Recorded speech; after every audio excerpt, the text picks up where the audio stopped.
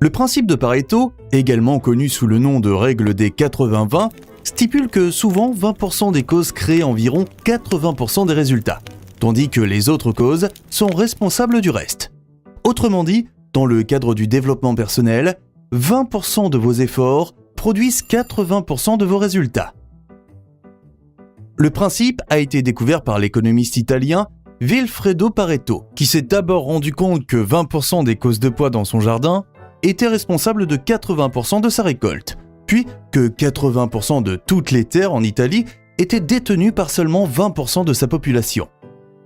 Avec le temps, ce principe est devenu une règle empirique précieuse qui permet à notre esprit de comprendre toutes sortes de répartitions complexes, de se concentrer sur l'essentiel et de définir des priorités pour les actions à mener.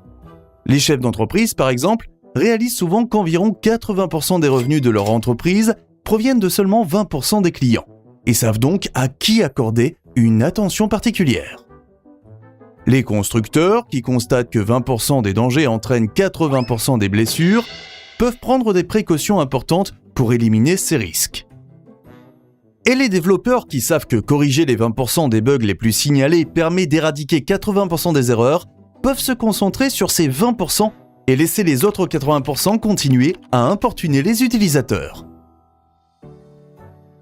Aussi utile que soit cette règle, Pareto lui-même a mis en garde contre le fait de s'y fier aveuglément lorsqu'il a dit « Les hommes suivent leurs sentiments et leurs intérêts personnels, mais il leur plaît de s'imaginer qu'ils suivent leur raison. » Ainsi, ils cherchent et trouvent toujours une théorie qui, a posteriori, donne l'apparence que leurs actions sont logiques.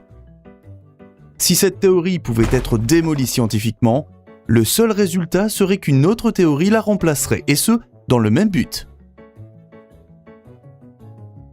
Que pensez-vous de la règle des 80-20 ? Où peut-elle être appliquée ? Et où avons-nous besoin d'une analyse plus approfondie pour comprendre pleinement ce qui se passe ? Partagez vos réflexions dans les commentaires ci-dessous. Mais attention, 20% des réponses pourraient représenter 80% de la conversation.